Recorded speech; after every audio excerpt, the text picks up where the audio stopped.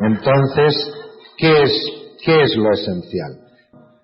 Recientemente se habrán enterado por la prensa que en España hemos tenido un gran debate sobre el peso ideal de las modelos. La mayoría de las modelos tienen un índice de masa corporal por debajo de 18 y en España, en Madrid concretamente, la pasarela Cibeles no se les ha dejado desfilar a modelos que tengan menos de 18 de índice de masa corporal, porque se considera que eso no es saludable. Pero eso no es saludable, seguramente porque indica anorexia nervosa, indica bulimia, puede indicarlo, pero tampoco es saludable el síndrome metabólico en este otro caso que es completamente opuesto al anterior. Y al final decimos, bueno, pero ¿qué es la obesidad? ¿Qué es el exceso de peso? Bueno, pues al final hay mucha gente, hay muchos profesionales que piensan que la obesidad, y por esas tasas enormes en los países desarrollados, están pensando que no es ya una enfermedad, que es o que puede ser hasta una evolución natural del ser humano. Cosa que, bueno, pues cuesta un poco de digerir, pero hay un tema que también comentamos ayer que es capital en el entendimiento de la obesidad y el sobrepeso y por qué se produce.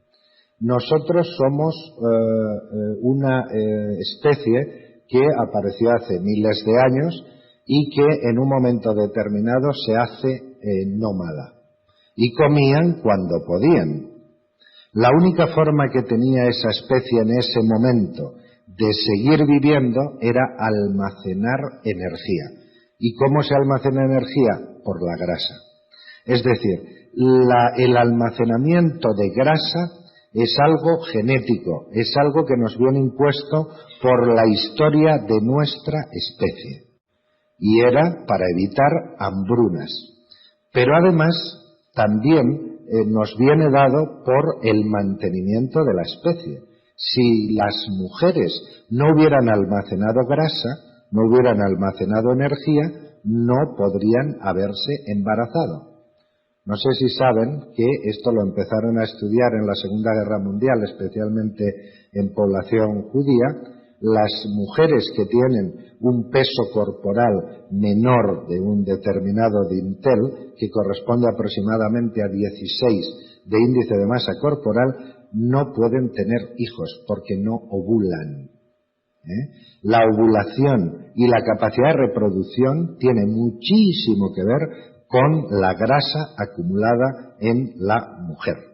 ¿Por qué? Porque la va a necesitar para dar nutrición al embrión, al feto, y para que nazca ese hijo. Por lo tanto, en las mujeres la complicación todavía es aún mayor, porque almacenan más grasa para ese periodo de embarazo y de lactancia. Luego se han establecido otras teorías que relacionan también la obesidad con el mejor apetito, con el que las comidas cada vez son más apetitosas, y son más apetitosas sobre todo porque van más cargadas de grasa. Hay un espacio en Occidente de una sobreoferta alimentaria tremenda. Estamos desayunando, picando a media mañana, almorzando, merendando, comiendo, cenando. Es decir, esa sobreoferta nos está sobrecargando de calorías, y luego hay una muy poca necesidad de moverse. Los transportes colectivos para las clases populares cada vez son más incentivados por los gobiernos y son más baratos. Las clases más altas van en automóvil a todos los sitios y entonces al final no nos movemos. En España hay ahora mismo una discusión tremenda a nivel incluso gubernamental con el tema de la educación física en la escuela. Porque resulta que, pues se está discutiendo mucho, cada gobierno establece una ley sobre ordenación educativa y, pues se pasan la vida discutiendo los planes de estudio. Mi hijo, que tiene mayor, tiene 18 años, en 18 años, desde los 5 empezó a estudiar y ha sufrido 5 planes diferentes de estudios. Pero, con todo que eso es importante, lo más importante es que cada vez se le da menos importancia al tema de la educación física. En este momento, en España, los niños de las escuelas no hacen más allá de 20 minutos de ejercicio al mes. Al mes. Entonces, claro, pues esto es una complicación. En España hay otro problema sobreañadido, que es el de que la mayoría de los colegios, sobre todo los privados, pues estaban en zonas afluentes de las ciudades y tenían unos grandes patios. Yo, que estoy educado en los jesuitas, pues teníamos un patio allí que cabían como 40 campos de fútbol.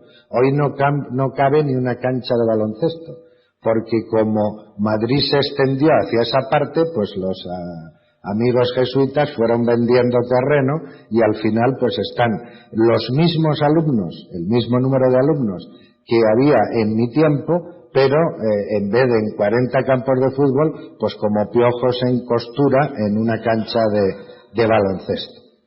Entonces, muchas veces las propias políticas de los gobiernos también impiden que nos podamos mover y que podamos hacer ejercicio físico. Y eso nos lleva a acumular grasa, sobre todo a nivel visceral, sobre todo en el abdomen. Y recordar que ese acúmulo de grasa está íntimamente relacionado con el síndrome metabólico, y ese síndrome metabólico está caracterizado sobre todo por una reducción de la tolerancia a la glucosa, no se maneja apropiadamente la glucosa en la sangre, se aumenta la resistencia a la insulina, hay hipertensión, hay obesidad abdominal, hay desórdenes en la hemostasia, en el comportamiento de las células sanguíneas en el torrente circulatorio, hay desórdenes en los lípidos, triglicéridos,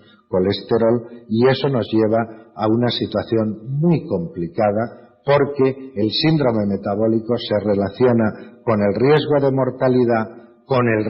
mortalidad cardiovascular, con el riesgo de padecer diabetes, con el riesgo de padecer hipertensión arterial, con el riesgo de tener una hipertrofia del ventrículo izquierdo,